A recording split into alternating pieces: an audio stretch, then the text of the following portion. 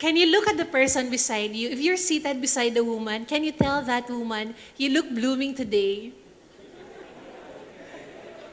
And if you're seated beside a man, can you please tell him, you look kind? In July 2022, I delivered my signature keynote, The Power of Being Seen, in front of 8,000 people live in person. They were the biggest audience I've addressed so far. And I felt like I had the most amazing conversation with thousands of people, one person at a time. That is the magic of public speaking, and that is why I love public speaking. Can I see a raise of hands? Who among you here love public speaking? Okay. Who among you here are afraid of public speaking? Okay, I see more hands up in the air. I have good news for you. In my years of experience delivering keynotes to various audiences, I discovered that the notion that public speaking is scary is overrated. Public speaking doesn't have to be scary. In fact, it can be fun, and it is such a powerful way to inspire people and change lives. But I didn't always see public speaking as fun. In fact, I used to be so shy, introverted, and socially awkward. As a student, I didn't raise my hand in class. When I was in college, we had this subject, and I really needed to ask my professor a question. After days of agonizing whether I would raise my hand and ask that question, I finally did it. My professor looked at me with disbelief, and with a frown on her face, he said, "You know what? Your question sucks." I felt so humiliated in front of the entire class. And I learned that day that it is better to shut up. After I graduated from college, I started working for a bank. And as a bank employee, I was a wallflower. I was so afraid to initiate conversations with my office mates because I was scared to be humiliated again. During team meetings, I didn't share my insights, even if I felt like I had some great ideas. You would bump into me in the hallway and say, "Hey, are you new here?" And I would say, "No, I've been working here for 3 years already." You wouldn't even notice me. And I felt like there was something seriously wrong with me because I get so anxious and afraid when I speak in front of a group, even if it's just a group of 3 people or 2 people. And so one day I talked to my friend and I asked her, "How can I overcome my fear of speaking?" My friend said, "Join Toastmasters." "What's that?" I asked. "Google it," my friend replied. My friend was very helpful. So I Googled Toastmasters, and I found out it's a public speaking organization that will help you overcome your fear of speaking and help you communicate better. I joined one of the clubs, and I could still remember my first time to deliver a speech in front of 20 people. I was so nervous, my knees were shaking, my heart was racing, and my mind went blank, and I could feel that a tear was about to fall. I was already in my 20s then, and I didn't want anyone to see me cry. There was a lectern beside me, and so I hid behind the lectern. And while I was hiding behind the lectern, I realized, wait a minute, Sha, are you disrespecting your audience? You need to stand up again. So I stood up again and faced my audience.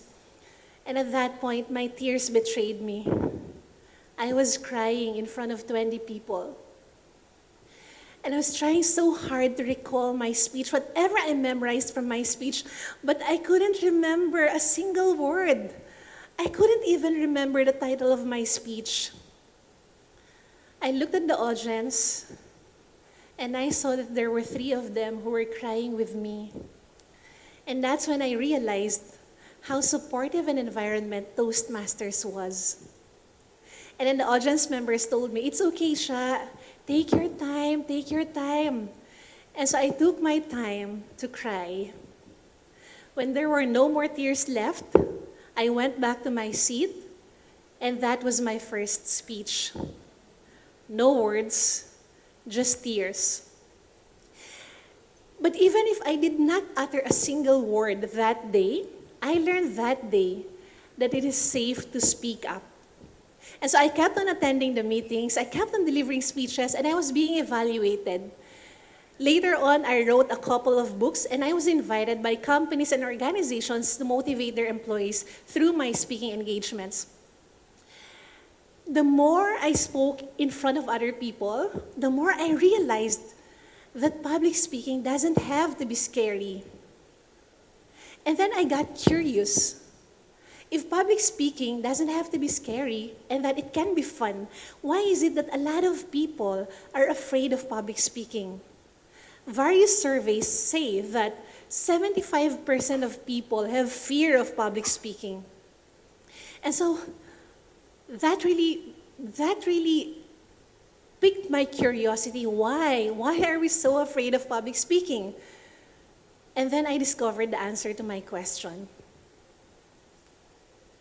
We are scared of public speaking because of the thoughts we built around it. I learned in positive psychology that our thoughts affect our feelings affect our actions, and our actions affect our results. So if we feel scared of public speaking, it is because of the thoughts we built around it. So whenever we feel scared, before we act on it, we need to go back first. What thoughts are we thinking that are making us afraid of public speaking? And through the years, I did a lot of self-reflection. I also interviewed a lot of people from diverse backgrounds and different nationalities: students, millennials, entrepreneurs, professionals, senior C-suite leaders in their 60s. And I asked them, why are you afraid of public speaking? The answers I got were universal. And they all boiled down to this single thought, that public speaking is a performance. The moment we think of public speaking as a performance, it feels like we need to act, and we feel so vulnerable and so exposed. And we have thoughts like, what if I forget my lines? What if I don't know what to say next? What if I can't engage the audience? What if I'm boring? And we have all these thoughts, right? No wonder we're afraid of public speaking. Public speaking is not a performance. And I am here today to share with you a different way of thinking about public speaking. How about we think of public speaking as a conversation, as if you're just telling a story to your friend? I am blessed because I have a mama who listened to my stories for 2 to 3 hours every single day, ever since I was young.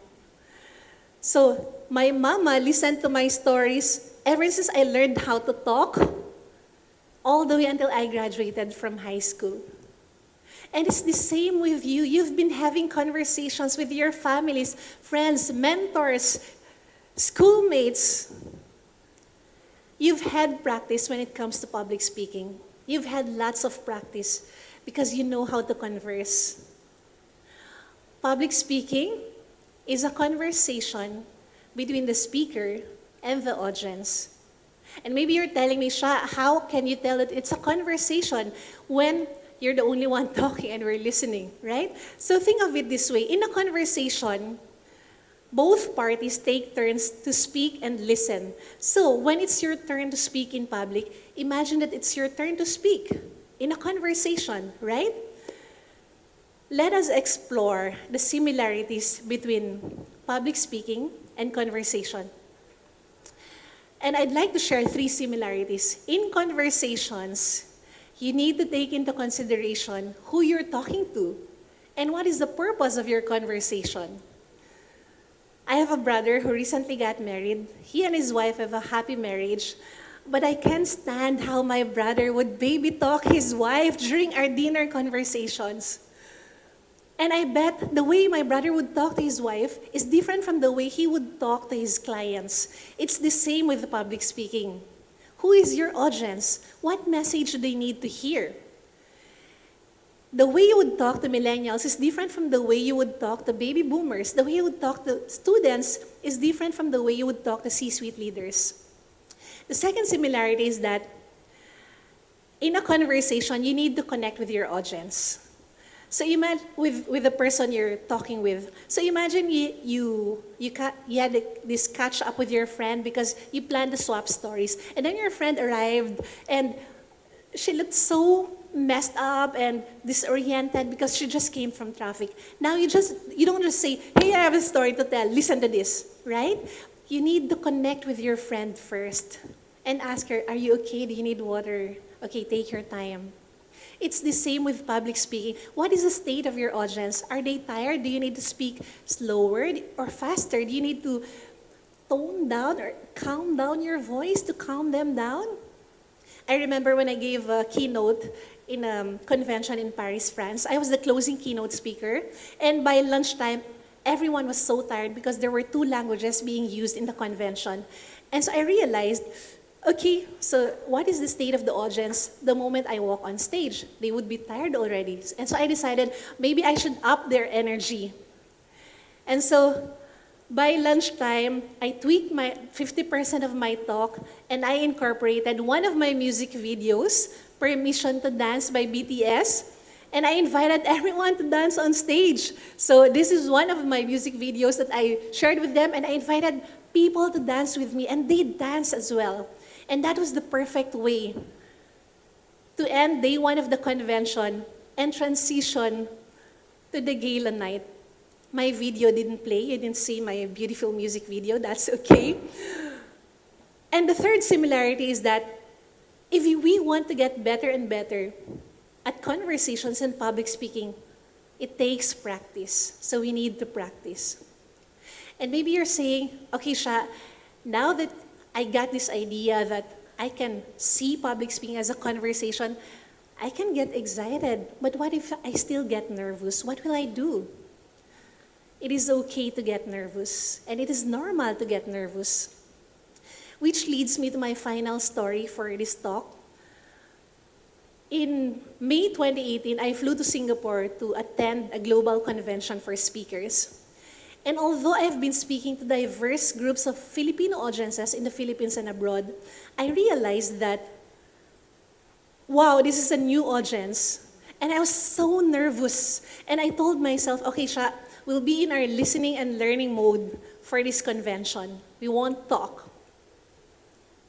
And then one of the speakers showed his book and said, I have this book and I want to give it to the first person who will answer this question in 30 seconds. I love books and I love meeting fellow authors. So I raised my hand, I shared my answer, he gave me the book and I was happy. And that was it, or so I thought.